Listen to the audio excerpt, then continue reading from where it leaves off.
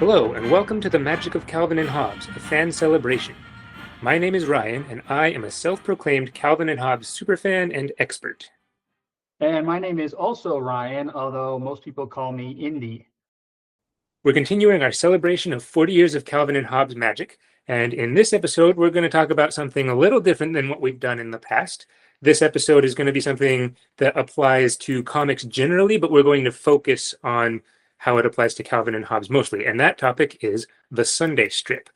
Now, maybe I'm a weirdo, but this one just fascinates me. I love just studying the Sunday strips and how they work, the kind of background scenes behind them. So I'm a big nerd about this, and I'm excited to get into this. As I said, we'll mostly focus on the important aspects of Sunday strips as they relate to Calvin and Hobbes, using a couple of other comics as a point of comparison. But before we get to all that, just our usual disclaimers. We're not affiliated with Bill Watterson. We're not affiliated with his syndicate. So we can't actually show any of these comics as we discuss them.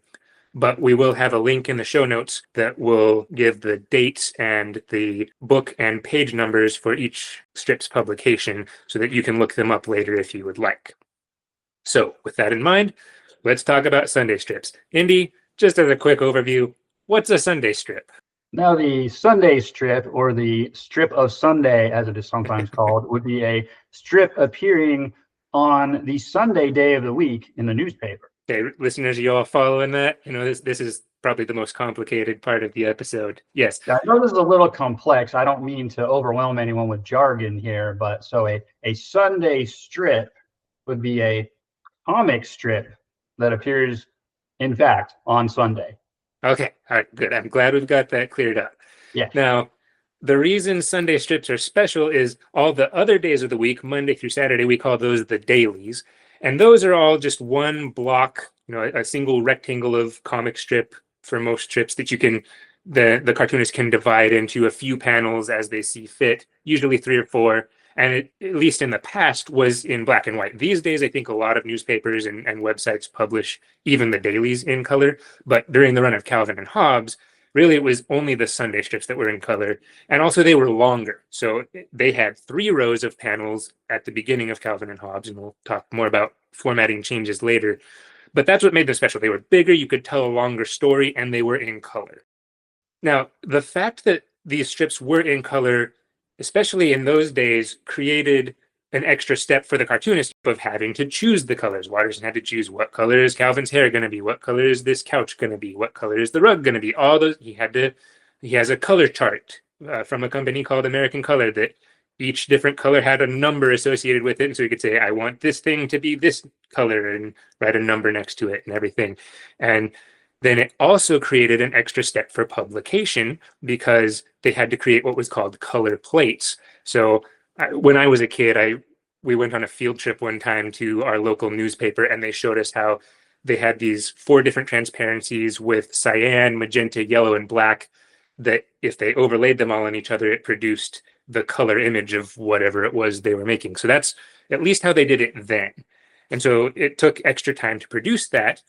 And that meant that Sunday strips had to be drawn much farther in advance than dailies did in advance of their publication. And it also raises the specter of more potential errors. So I don't know of any time when this affected Calvin and Hobbes specifically, but there was at least one instance when a younger Watterson, I believe in his college days, had specified a certain color layout for a project he was doing, and it got messed up. And apparently he was very upset about this. And I don't know if all the viewers of it felt as strongly as he did, but he felt like it had kind of been ruined and, messed up the effect of what his project was supposed to have been. Now, that's interesting to me. That actually one I wasn't aware of. Was that in Nevin's book? That was something I learned from Nevin's book. So again, I missed that part. Nevin Martell. Yeah, I forgot about it. Yeah, episode 3 of this very podcast, you can hear from Nevin, author of Looking for Calvin and Hobbes. So another shout out to him. Yeah, so I'm going to have to go back and read that. I'd forgotten about that. But I know that there were plenty of times where Watterson got frustrated by formatting constraints and wasn't pleased with the coloring choices in certain foreign publications of Calvin and Hobbes that he didn't have control over the colors. So I can absolutely believe that in his college days, something similar might have happened. Now, the fact that Sunday strips had to be produced so much farther in advance than the dailies did meant that if Watterson wanted to incorporate a Sunday strip into a longer story arc, so anytime a story arc ran longer than 6 days, if he wanted to have the Sunday strips within that time period be part of the story he was telling across the dailies, that whole story would have to be written and drawn and ready for publication, several months in advance as opposed to several weeks in advance, which meant he didn't do that very often. So when Calvin and Hobbes was in papers, usually you would get Monday through Saturday chronicling some story arc like Rosalind babysitting Calvin, and then on a Sunday you would get an interruption with some completely unrelated comic, and then the next Monday you would continue the story.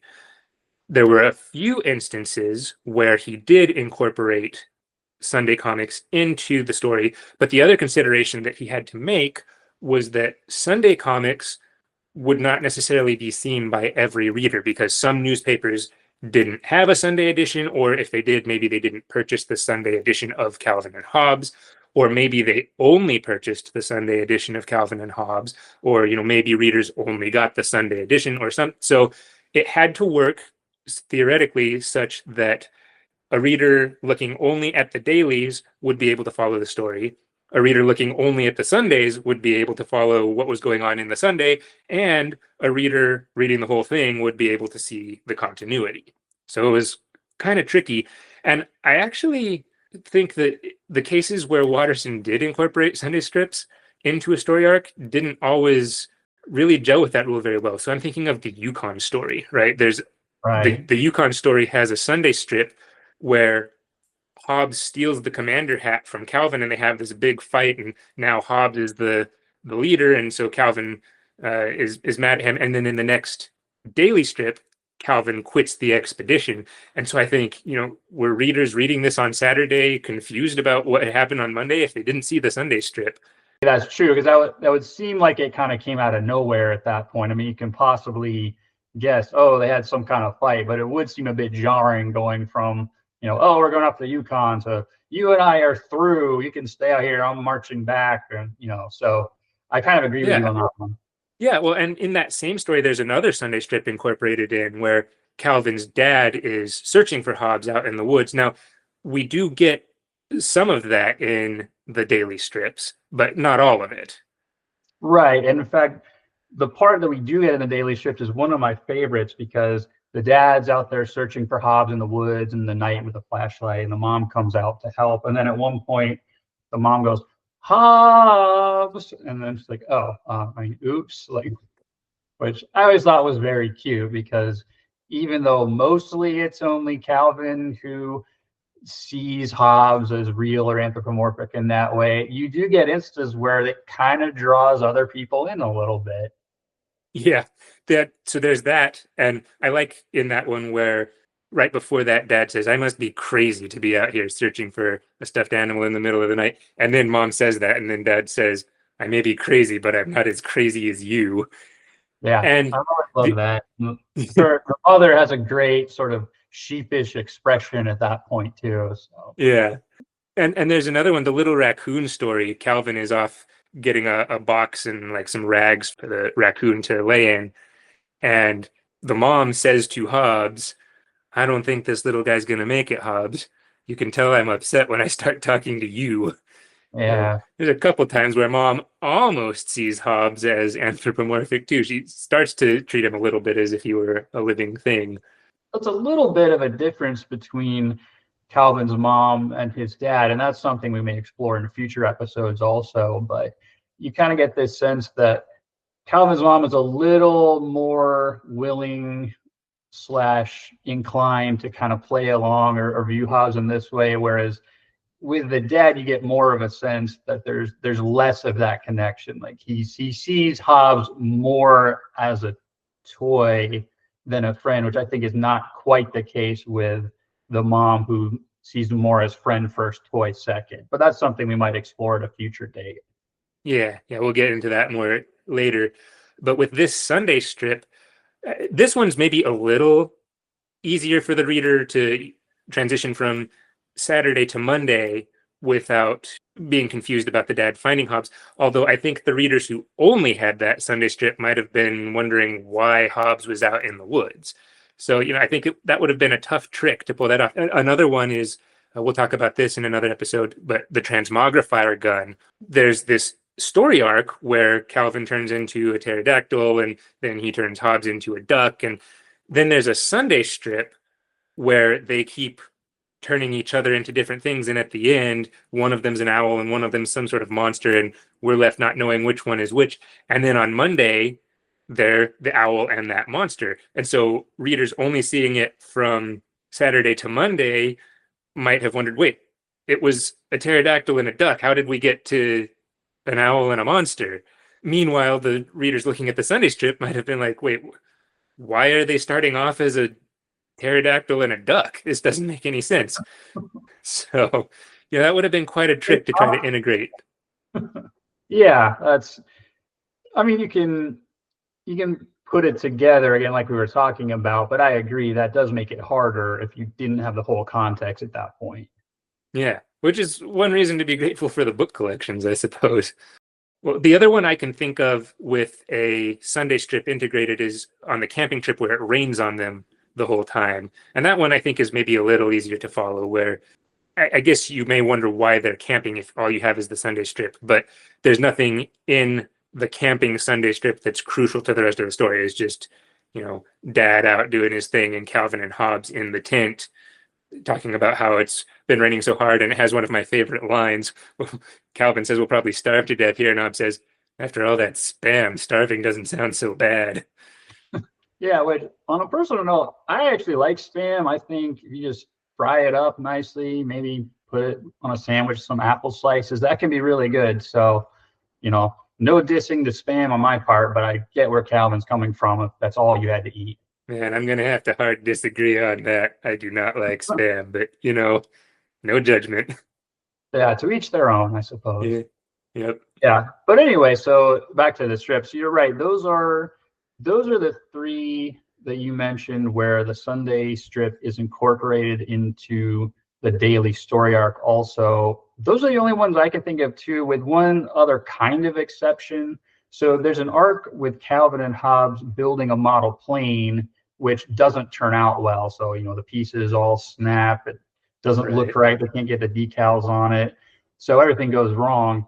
Then there's a Sunday strip which plays out similarly. So it starts with Calvin flying a real Phantom jet. And it's like, oh no, the cockpit is all smeary. He can't see out. Oh no, the throttle snaps off in his hand. Everything's going wrong. And then it turns out it's again an instance. It ends with him saying stupid model, and you see a model plane. So it's not exactly incorporated into the story arc, but it's almost like an alternate telling of the daily strip arc in that Sunday page. Yeah, I mean, you can definitely see them as tied together, and they do come right in the same week. There's actually one other that just now springs to mind. The very first time we meet Rosalind, there's a very short story arc where we meet her in the dailies, and then there's a separate Sunday that runs immediately after those that was actually the first Rosalind strip drawn, but then Watterson liked her, and so he drew some dailies that ended up running earlier than the Sunday strip, even though he drew the Sunday strip first. And so that was not quite the same thing because it wasn't intentional that they all go together quite as much. But you get Rosalind in the dailies and then immediately after Rosalind in the Sunday. But right. Yeah, because I think Rosalind was originally intended to just be kind of a throwaway character, only appear that once, but then this ended up working so well and it generated so much inspiration for future material, and then she became a regular part of the strip. Exactly. So we've got an idea of how Sunday strips work timing wise and how they may or may not be integrated into story arcs. I think an important aspect of Sunday strips that again is kind of this niche interest for me, but hopefully my fascination with it comes through here, is the formatting. So there's some interesting stuff with the history of Sunday strip formatting and how it relates to Calvin and Hobbes. So let me just give you a quick history lesson here. Newspaper comics have been a thing since the end of the 1800s or so, at least in America. And at least the generally recognized first comic was colloquially known as the Yellow Kid. I don't think it actually had a title, but it was this kid who was wearing an apron that was always colored a bright yellow that would attract the reader's eye, and then the apron always had some little quip on it about whatever situation this kid was in, rather than a speech bubble. And I mean, so this apron he was wearing was almost like a yellow smock, and really, I just like to say smock, smock, smock, smock, smock, smock. What in the world is wrong with you? It's another But strip reference, listeners. yes, we'll reference that in the show notes. So this bright color helps to attract readers, and as far as I understand it, that's where we get the phrase yellow journalism to talk about sensationalism over facts in attracting readers. And it's interesting to me when you say that, because I've heard an alternate origin for that term. So I'd heard that it was based on the low quality of paper used in some context. So then it would be yellowed paper that was used for, as you said, sort of sensationalized, maybe tenuous connection with the fact stories that were put out sort of in the early days of newspapers or wars between them. So it makes me wonder if there could be more than one derivation of that term, or if there could be more than one reason, because I had actually heard that completely different story about that term. Yeah, well, and I'll tell you, the source of my information is Wikipedia, so pretty much the source of all truth. So I don't even know why we're questioning this. I see. I mean, I was going off of what I heard in school, but if Wikipedia said otherwise. So Well, yeah, yeah, I don't know. That is interesting, though. I mean, it's possible both are true, even if there's yeah. Well, it or sounds it like could we be have something equally else. reliable sources on this. So, I guess I can't argue with that. Yeah. so listeners, if you happen to know whether one or both of those is the origin of yellow journalism, or if it's something else, let us know. Yeah, the listeners will know. I'm We can sure. trust Yeah. them. So, continuing with our history lesson a little bit, over time, we started to get comics like Little Nemo, or there's one called Gasoline Alley or Terry and the Pirates. And those all started sometime in the early-ish 1900s up to maybe like the 1930s or so. And so those are just a few examples that you can look up. For our purposes, the important thing is that especially in those early days, back in the 1920s, 1930s, Sunday strips got tons of space. So if you have the Calvin and Hobbes 10th anniversary book, there's a photo of a paper from the 30s where Gasoline Alley is shown, and it gets almost the entire newspaper page, top to bottom worth of space. Whereas by, say, 1990 or so, or probably even well before that, the reason I picked 1990 is because that same page of the 10th anniversary book shows an example from 1990. But at least by then, editors were starting to cram 5 or 6 or even more Sunday strips on a page. So that means the cartoonist got less space to work with. Yeah, it makes me kind of jealous for the old days there, where comics were afforded so much more room to work with. On a sort of side note, I'll point out, I believe Gasoline Alley is still being produced. I mean, I think I so. presume, yeah, not by the original artist, maybe one of his descendants or something. But I also think maybe, I feel like I read this somewhere, there's like multiple generations of characters in that, because they actually aged the characters in the strip in real time, which is something we've talked about before, is atypical for comics. So for instance, Calvin's Eternally Six, as we pointed out, even across the 10-year run of Calvin and Hobbes. But Right. anyway, those are just sort of fun facts about Gasoline Alley. To my knowledge, Little Nemo and Terry and the Pirates are no longer, probably it's been a long time since they've been produced. I'm not I believe totally that's sure about correct. that. Yeah. There have been derivative works, like there was a Little Nemo movie or cartoon show or something, but yeah, I don't think the comic is around anymore. Right. But back to the existence of space, or how that might facilitate or hinder artistic production. We tend to think of it, I know I do, in terms of constraining existing artists. So it's like, oh, well, they only now have this limited amount of space to work with, which we tend to think of as bad, and it's something we'll talk about a little more in a second here. But I also wonder if it had a causal influence on the kinds of comics that ended up being created or ended up being successful. And so maybe the most ready example I can think of is the Far Side, another behemoth of the comics page alongside Calvin and Hobbes.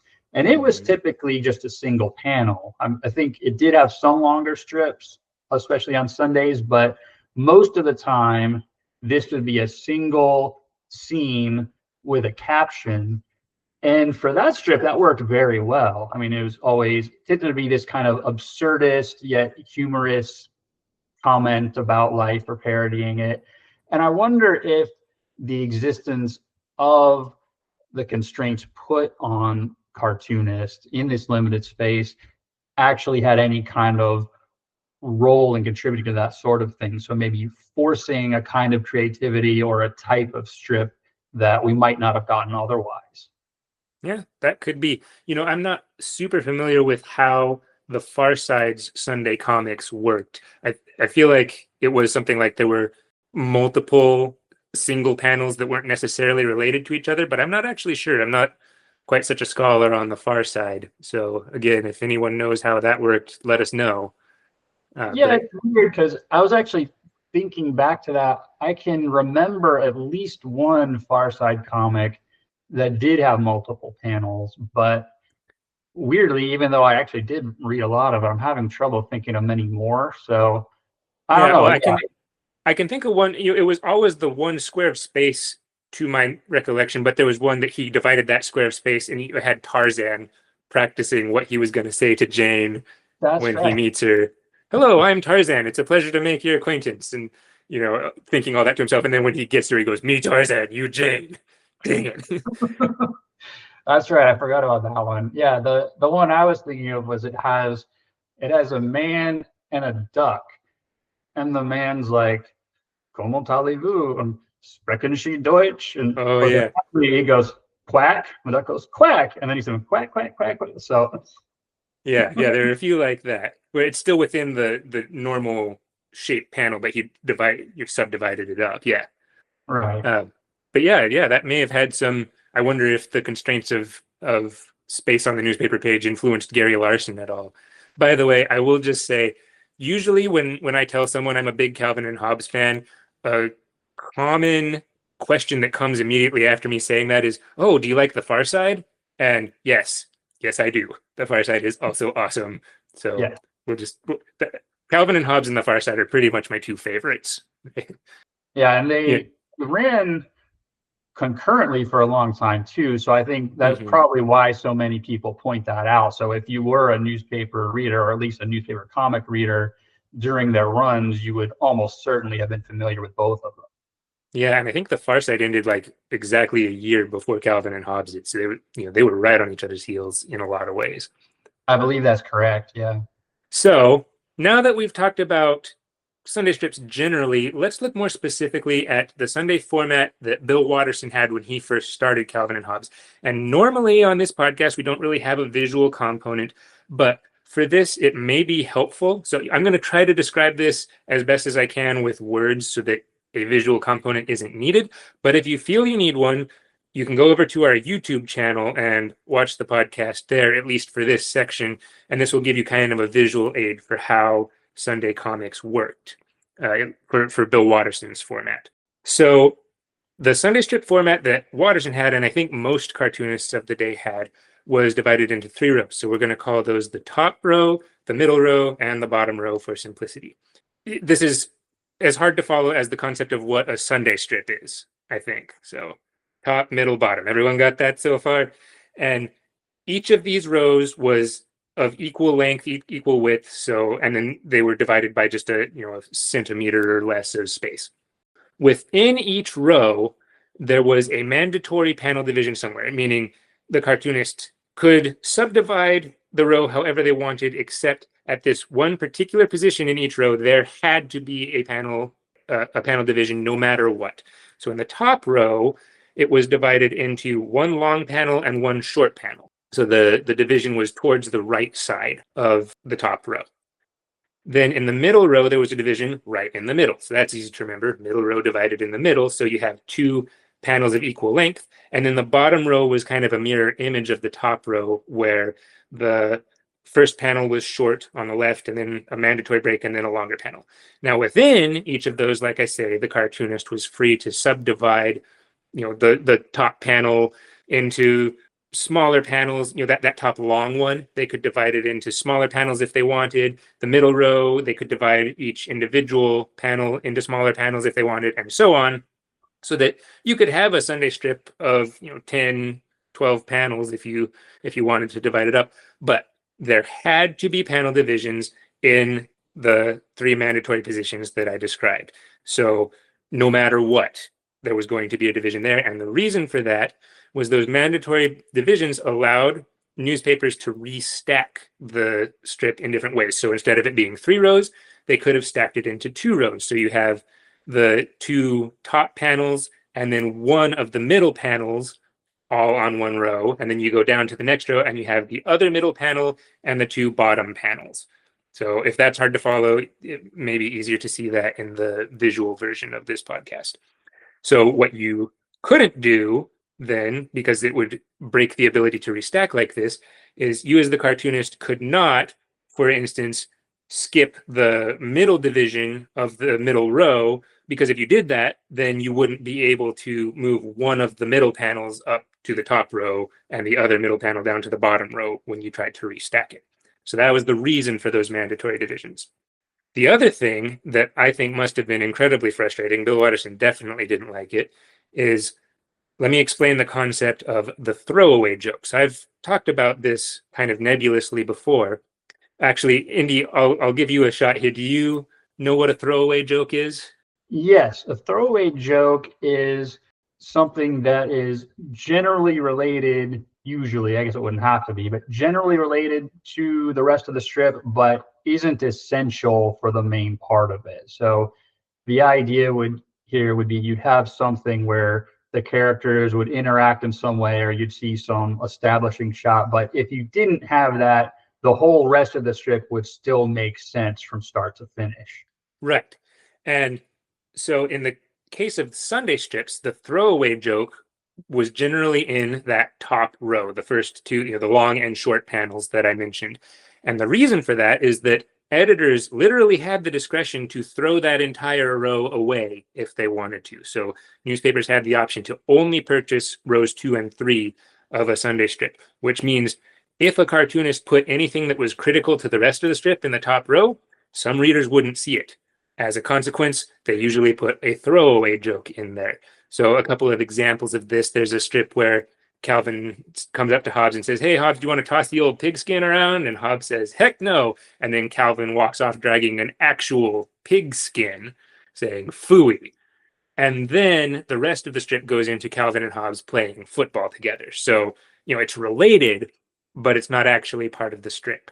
Or, for instance, there's one where, actually, it might be the one you mentioned earlier, Indy, where everything is going wrong in the airplane, where the first panel says, a voice crackles over Calvin's radio, "Enemy fighters at 2:00. And then Calvin says, "Roger, what should I do until then?" And then the rest of the strip is Calvin flying his plane and everything going wrong. So those jokes could literally be thrown away, which, I think some of these throwaway jokes, like the ones I just described, are actually pretty funny and I enjoy them. But Bill Watterson was incredibly frustrated by having to basically waste all that space. And I absolutely understand why that would be frustrating. Yeah, I have a similar kind of reaction because, reading through it is something as a reader you don't even necessarily pay a lot of attention to at first. But then, even if we do think they're funny, I can imagine as an artist being forced to do that would, really make me mad. It's like, wait, I have to do what? Like, if you just wanted to do that, fine. But if that were a requirement, despite whatever story you were trying to tell, I would be very frustrated by that too. Yeah, I think my thought would be, why not just have me do 2 rows in the first place? Save us all some time, and I can just tell whatever story I'm able to tell in that space anyway, without having to come up with a throwaway joke and waste my time on that. Right. That would be one solution. And as we're going to find out, there was another possible solution too. Yes. That's a whole interesting thing to me. Now, Watterson was a little bit rebellious sometimes against these rules. And his rebellions, I feel like, started kind of small. So, for instance, sometimes maybe instead of having the panel be square shaped, he would have it be circle shaped in one position, just to kind of gives some visual interest to the strip. And that's not really breaking the rules, as long as it fits in the prescribed space, that's allowed. But I feel like he was kind of trying to push the limits and say, okay, I want to have a little more creative freedom. So here's something I can do. Right. And I think another kind of interesting thing about this, I mentioned a second ago that it's something that you don't really notice as a reader. And that was kind of made explicit to me as something that I found out, especially reading the 10th anniversary book where Watterson talks about this. And it kind of occurred to me that it never really stood out to me that there were these throwaway jokes. I mean, obviously I knew they were there, but it's just, oh well, this is part of comics, right? But Yeah, then this is just how you do it. yeah, so then later when they don't appear anymore, when Watterson is able to not have to have the throwaway jokes, it's kind of like, oh yeah, how did I never notice this, or no, this thing that's now absent that was always there? It's like in retrospect, this is something I've talked about before, it's something that you can't unsee and seems completely obvious, but you maybe don't really notice in the moment.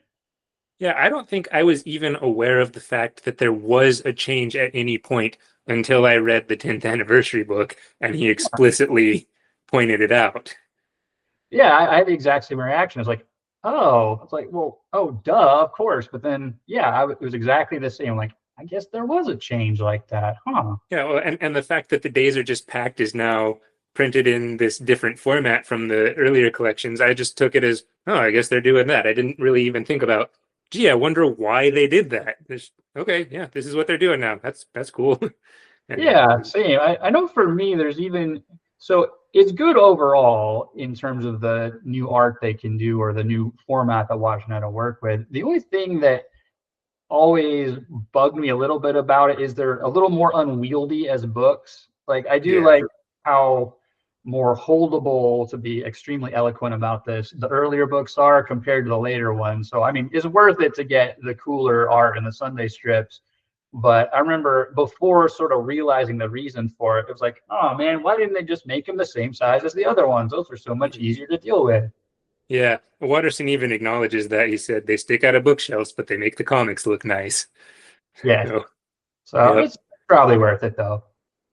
Now, I didn't have an example in mind where he used the circle panel specifically, but I believe you had one.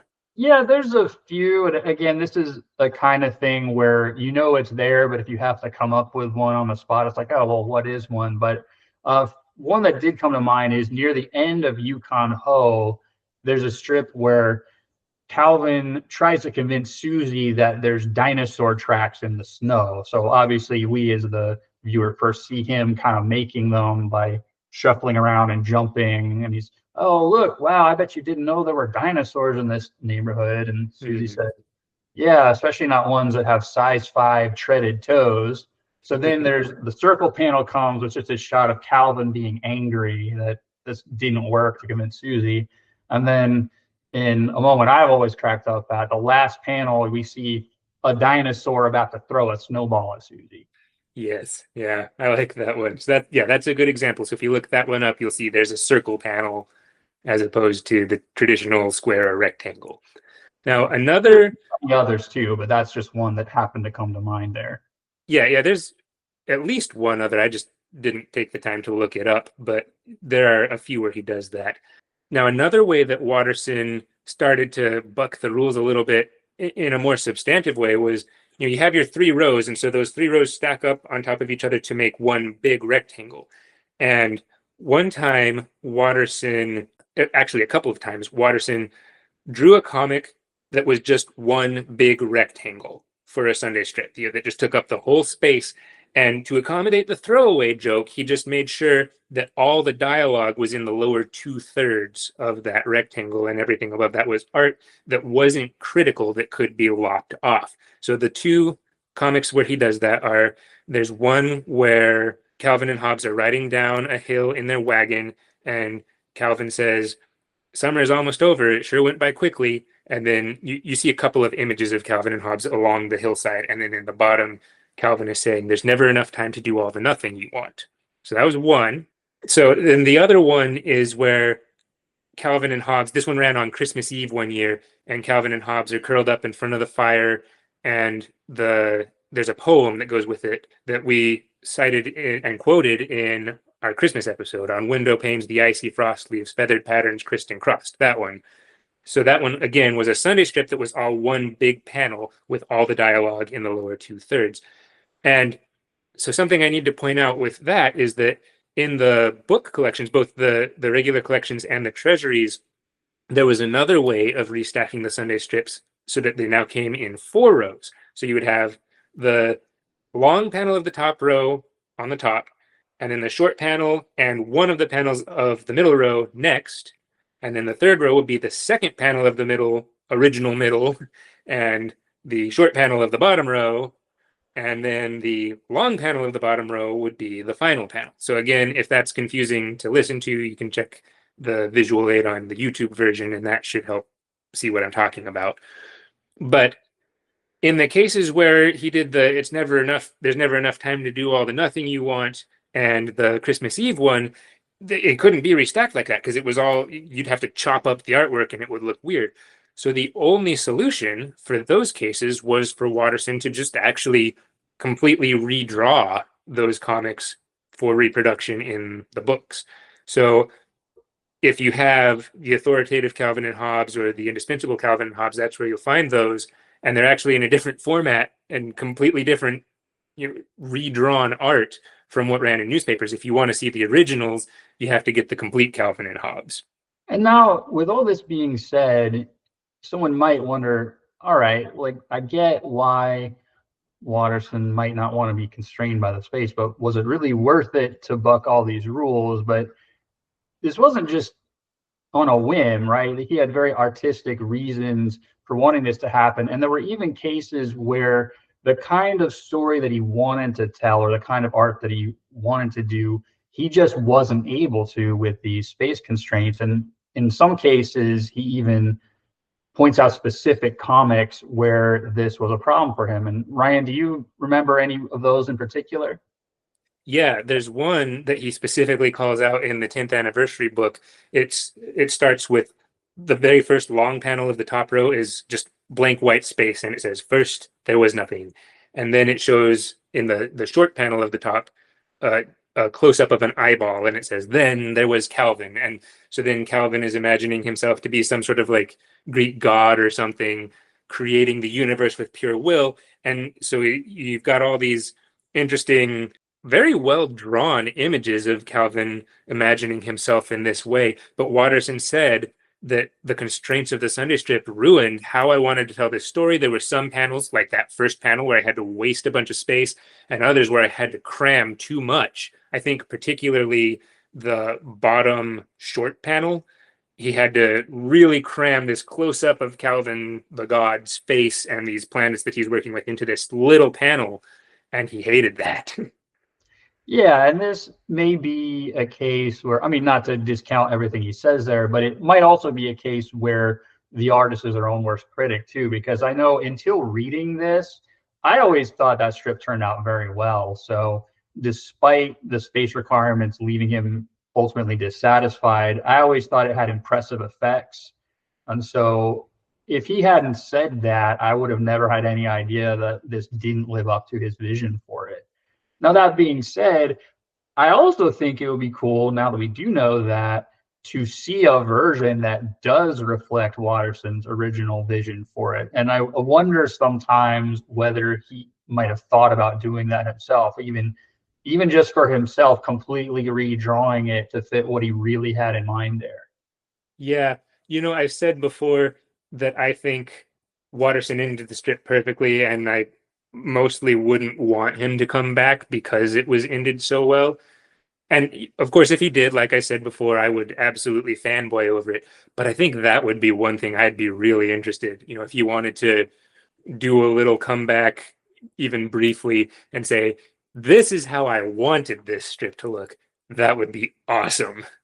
Yeah, it really would be. And I guess that's maybe the one thing I could imagine him ever doing. Like, I think the chances of him rebooting the strip or continuing it or something are basically zero. But Yeah. if there's anything that he might ever be willing to do, it would probably be something like that, like, Calvin and Hobbes as it was originally intended to be, or the original vision, or something like that. Yeah. I mean, I'm not going to hold my breath, but, No, you know, that raises the odds from about zero to 0.000 something, but yeah. Yeah. But that would be amazing if it happened. that would be very cool. So that all lasted, these formatting battles and constraints, everything lasted up until about 1991. And then in May of 91, Watterson took a 9-month sabbatical. So he didn't come back until February 1992. This came after a long battle with his syndicate about licensing, Calvin and Hobbes figurines or coffee mugs or t-shirts or whatever. And we'll have a whole episode on that because there's a lot there. But I think during this sabbatical, his frustrations about the Sunday format were discussed with his syndicate, and that Watterson negotiated a new Sunday format, one in which he could lay out the panels however he wanted. I think he still got roughly the same amount of space, but now it was all one solid block like he did with those 2 strips that we just mentioned. Only now that would always be the case, and he could lay it out however he wanted, and editors could not throw away any of it. They could either buy it or not buy it. So a lot of editors were really upset by this. The syndicate granted him that request, and the editors started, as Watterson more or less puts it, howling in rage. And you can read about how Watterson frames all this in the 10th anniversary book. Look it up on pages 14 to 16 if you want. But the Cliff's Notes go something like this. Universal warned Watterson, so that's his syndicate, they warned him that a lot of papers would probably cancel Calvin and Hobbes, including possibly the dailies. Watterson decided he was okay with the reduced income if it meant that he got to draw at the limits of his abilities. And the syndicate was right. Many editors at least threatened to cancel, and probably some of them actually did. And beyond that, some of them even threatened to cancel other comics sold by Universal in retaliation for an artist having the audacity to demand so much space. So I think they were maybe hoping to get Universal to strong arm Watterson into not doing this. But Watterson viewed this decision to sell the strip as this one solid thing, unbreakable, not as a demand. He said that he wasn't forcing anyone to buy his comic. He said, if you want to not buy it, that's fine with me.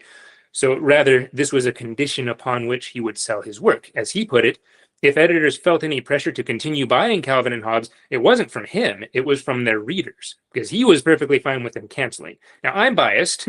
I'm a Calvin and Hobbes fanboy, but I tend to side with Watterson on this. You don't have to buy the strip if you feel it takes up too much space. That's between you and your readers.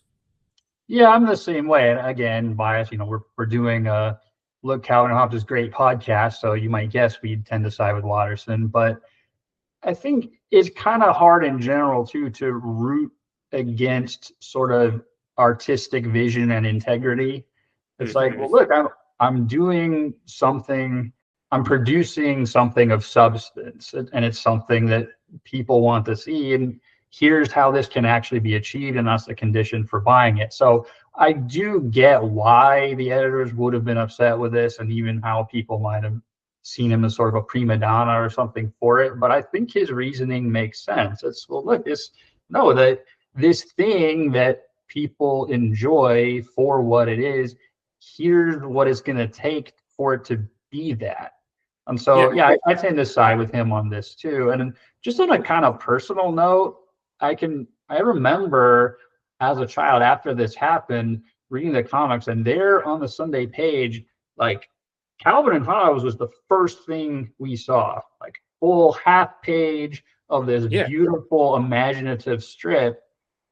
And for me, it's like, oh, great. Yeah, well, I really want to pick this up now. I mean, I was already a fan by that point, but I think even if I wasn't, seeing something like that would have drawn me in. And I don't know whether this was maybe decisive in some people picking a certain newspaper over another, or maybe like, oh, we only have the Sunday one, maybe it'd be fun to get the daily one too. But it wouldn't surprise me if something like that happened. So Oh yeah. even from the financial standpoint of the editors of the newspapers and things, this might have even worked to their advantage in certain ways.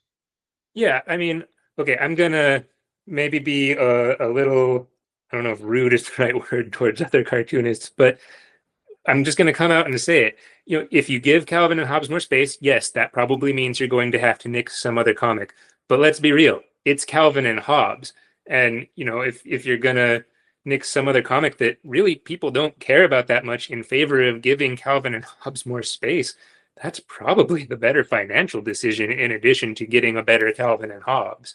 That's true. I think most people, I mean, maybe in general, there's always the quality over quantity debate. But if you ask someone, hey, would you rather have 20 medium comics or 10 really good ones? They'd probably take the 10 really good ones. I mean, Yeah, realistically, it's probably more like, several, like a few amazing ones, several decent ones, and some no one cares about is probably a more accurate thing. We're not going to shout out anything in particular in what we right. think of Yeah, the I'm best. not going to say which ones I think are mediocre or poor, but Right. But I have to think if you hold readers on this, they probably would have sided as we're doing here. And on a semi coincidence, I remember a time when my local newspaper growing up actually did run a poll where they asked people which comic strips they liked best of the ones that they were currently running and which ones they didn't. And then they even had a case where they said, here's a sample of this new comic strip that has come out. Do you like it better or worse than one of these other ones we already have? mm, So this would not have been unheard of to yeah, do this sort of thing. I have to think, given the option, people would have been happy to say what they thought, and that probably they would have been okay giving a really good comic strip more space at the expense of one that maybe isn't so great. yeah, yeah, exactly. And in this debate, Watterson acknowledges that his strip was indeed popular. He doesn't beat around the bush and say, "Well, I'm." He's not like humble bragging. I don't know if I'm Oh, that yeah. good. Anyone like, yeah. Yeah, he says, "Yeah, my strip was popular, and I don't apologize for offering a popular strip," which maybe sounds kind of arrogant, but again, I kind of side with him because Calvin and Hobbes was popular. I mean, it's arguably, and I'm not, this is not just me being a fanboy, it is arguably the best comic of all time. Like, if you look at polls of what's the best comic of all time, Calvin and Hobbes is a consistent winner. Yes, I've looked at that. I think we've already established that I'm a comics nerd. But, um, but it was popular. And so, I think a big reason for its popularity, as we've discussed before, was the amount of work he was willing to put in to make it that good. And which is exactly his argument here. He's saying, I want this space so that I can make Calvin and Hobbes all it will be, and I'm willing to put in all the extra work to figure out layout myself and all that stuff. And even if that means I make less money, I'm willing to do that. So again, if newspapers wanted it or felt like they needed it, it was because it attracted readers. And so they were free to decide, do the costs outweigh the benefits or the other way around? And for Watterson's part, again, he argues he's willing to do more work for less. So Yeah, and again, putting it that way, again, it's hard to root against him or fault him for that. It's like, well, yeah, okay, he's not just sort of demanding things without offering anything in return. It's like, even if I suffer personally for this, this is what my artistic vision calls for. yeah. And so ultimately, Universal did reach a compromise. So they offered the new format of Calvin and Hobbes Sunday strips in two sizes. So you could buy it at the whole half page size or a reduced size. I'm not actually sure what it was reduced to. I think maybe a quarter page or something, but it was still the same aspect ratio, just printed smaller. And Watterson didn't love that, but he did accept. He was just glad that now he had the artistic freedom to lay out the comic how he wanted and tell the story that he wanted. So now we have this new format, and this coincides then with most of the comics in the Sunday comics in the days are just packed, and explains why that and all future collections were printed in that long, sort of unwieldy rectangular format that sticks out of bookshelves. So when we talked about the books before, I mentioned that this is where I start to call it late Calvin and Hobbes. And it's because of this new format. I think it kind of became a shiny new toy for Watterson, and he focused more time now on the Sundays than on other aspects like long story arcs. So we got fewer or shorter story arcs, which is not to say there weren't any or that they dropped in quality significantly, but they just became less of a focus. And I'm okay with that because personally, I love the new Sunday strips. Yeah, I would agree. I mean, there's something really eye-catching about the new Sunday strips after he had less constraints and more space to work with. I kind of go back and forth on whether I would, if you think of it as sort of a trade, like would I rather have more sort of daily story arcs or more focus on the beautiful, lush Sunday art? And I can kind of see it either way, but I certainly agree that the change was for the better, and I'm so thankful that this was resolved in Watterson's favor in this way. Yeah. And so, just to really jump into that point, these new Sunday strips, in my opinion, they were gorgeous. And this will come up more when we talk about the art of Calvin and Hobbes specifically in another episode, but just briefly, a few examples. So now Watterson could do strips that spanned 20 or so panels if he wanted to. So, for instance, we got a really great long summer day strip in this format that shows Calvin and Hobbes, looking under rocks and jumping in puddles and swimming in their pool and catching fireflies and all these things that really encapsulates summer. Waking up early, having a dart gun fight, so many things. And at the end, Calvin says, he and Hobbes get dragged inside, and Calvin says, summer days are supposed to be longer, but they sure seem short to me. And Hobbes replies, I'll say we didn't get to do half our itinerary. And I just feel like that strip captures summer in a way that he never could have done in another format. I would agree. That's fun too, in the different variety of things you see them doing. And there's, kind of like we talked about at some points, there's the fun things, there's a sort of squabbling things too. Like I think they're in the pool and Hobbes steals Calvin's swim trunks off him and laughs or something. And then, Yep. yeah, and then when you say they get yanked inside, I mean, they pretty literally get yanked. Like you get the sense that Calvin was trying to keep running around and doing stuff, but the parent just, grabs him by the nape of the neck and has to physically drag him back inside at this point. So, yeah, Yep. I agree that one's another really fun one. And as you say, just captures what summer days running around outside really felt like. Yeah. And then he could go the other way with these. He could do a Sunday strip that was only a few panels, but at least one panel would just be huge and honestly kind of a masterpiece of art. There's one that springs to mind where in a little panel, Miss Wormwood says, congratulations, Calvin, you got an A. This is this rare instance where Calvin does well on a school assignment. And then it goes to this enormous panel with a big statue of Calvin and rockets and a parade and Calvin riding in a car holding the key to the city and their horses all dressed up fancy in front of him in the parade. And so he's just imagining this big fanfare for him. And it's an amazing panel, in my opinion. And then you go to this smaller panel of Miss Wormwood saying, something like, turn to page 7 now, class, and Calvin just sighing. And it kind of gives also this window into why school doesn't do it for Calvin. He puts in the work and actually gets an A, and big whoop, nothing happens from his perspective. So I like that Yeah. strip a lot. Oh, definitely. And if you hadn't brought up that strip, I was going to, because that's probably one of my favorites overall, but certainly one of my favorites of the new Sunday format strips. Because you're right, like this panel where you see the imagined parade for Calvin is just amazing. The amount of detail that goes into it, the just amount of characters and things that happen, these jubilant throngs, the giant statue of Calvin. You can even see little details like I think one of the people cheering in the crowds has a book that's titled like Calvin, His Life. And then I believe there's flyers or newspapers with an article about Calvin, a student.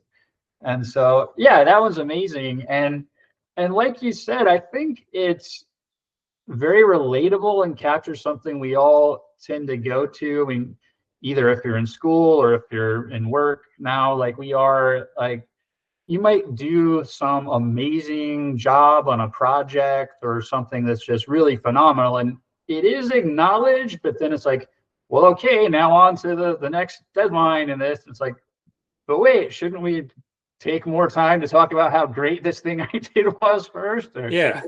Yeah. yeah, so it's kind of like this is something my mother likes to say sometimes. Like, there's no such thing as a good yesterday. Let's, yeah, you did this great, but now there's a new project to do. So okay, move on now. So I think we can all kind of relate Yeah. how Calvin feels in this one. Yeah, totally. And then just continuing with the art of these Sunday strips, there's at least one more that I gotta bring up.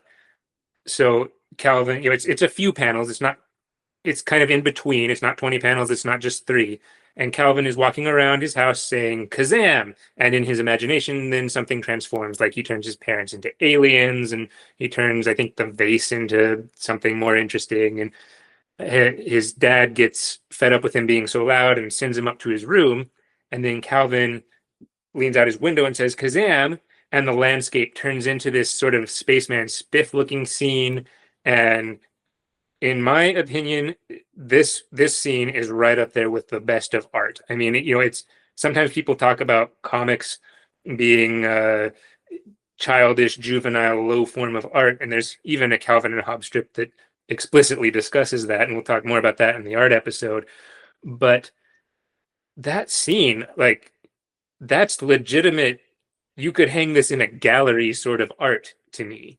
Yeah, and I also like that this is a rare instance where, as you put it, this sort of spaceman spiff kind of landscape coexists with the normal world, because we see that outside, but then we also see just the normal house and Calvin kind of leaning out the window with an annoyed expression on his face, Yeah. sort of capturing, like we've talked about before, the whole idea that the world as it is just doesn't always measure up to the little boy's imagination of what could be. Yeah. This is a bit tangential, but it almost puts me in mind of a certain scene in the movie The Incredibles where the neighbor kid at one point is saying Mhm. something like, "Oh, I just want something amazing to happen," and then Mr. Incredible, in his just sort of civilian like this point, it's like, "Yeah, kid, me too." But, so Yeah. yeah, I don't know. Again, it's this interesting intersection there, because usually there's more of a clean break between the imaginary world and the real world, even though, like we talked about, from Calvin's perspective, the imaginary one is often more vivid. But here they really coexist in a way that they don't in a lot of the other strips. Yeah. And there are so many Sunday strips in this new format that play with things like that. And I'm not going to go through all of them because there are so many. But listeners, if you want to tell us your favorite Sunday strips in the new format or the old format, we would love to hear from you. But Watterson could do everything that we described and everything in between. There were just so many fewer limits with this new format starting from February 92 all the way to the end of the strip. And now I can't verify this for sure, but I think this format change of Calvin and Hobbes kind of later trickled to other, particularly other popular comics. So I know, for instance, that Foxtrot originally had that same 3-row format that Calvin and Hobbes had, and at some point changed to some different format. I'm not sure it was quite the same deal that Watterson had, but it was a different setup, and it seems like Bill Ayman can divide that up however he wants. And Zits, Baby Blues, Get Fuzzy, and some other comics also ended up being able to use formats other than the one that Watterson originally had. And I know in the case of Baby Blues, it also started with that original format. So I kind of think Watterson was a little bit of a pioneer in getting these formats for other comics too. Now, like I said, I haven't extensively researched this, so I'm not exactly sure if that's even what happened or how many other comics have freer formats now or how much freer they actually are. I don't know if they just got different formats that still have constraints, but I kind of suspect that they did and that it has something to do with Watterson. And I think this is one of the ways that Calvin and Hobbes has kind of transformed the comics page more generally than just being an amazing comic itself.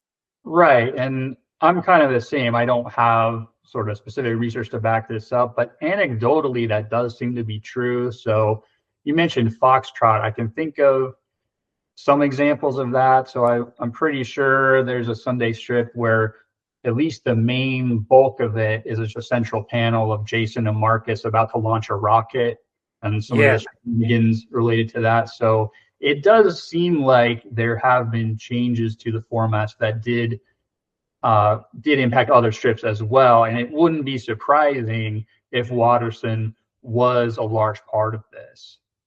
Yeah, I could absolutely see it. So again, listeners, if any of you happen to have more information on whether and to what extent Watterson's influence trickled over to other comics, please let us know. But with all that said, I think we'll end it there. That's my diatribe on Sunday strips. And of course, if you have just a Sunday strip you'd like to shout out, we'd love to hear from you. You can email us at magiccandh@proton.me. That's MAGICCANDH@proton.me. We're all ears. We'd love to hear from you. And as always, this is a completely free podcast and a completely ad-free podcast. This is just a celebration of this wonderful comic strip, and we hope you'll come along and celebrate too. Absolutely. Thank you for listening. Let's go exploring. You've been listening to The Magic of Calvin and Hobbes, a fan celebration. We'll be releasing 40 episodes all throughout the year, from November 18th, 2025 to November 18th, 2026, to celebrate the 40th anniversary. Our intro and outro music is Tchaikovsky's 1812 Overture, referenced in the Calvin and Hobbes strip published on October 8, 1986. This rendition was performed by the Skidmore College Orchestra and made available under a Creative Commons license on museopen.com. We hope you'll join us next episode for more fun.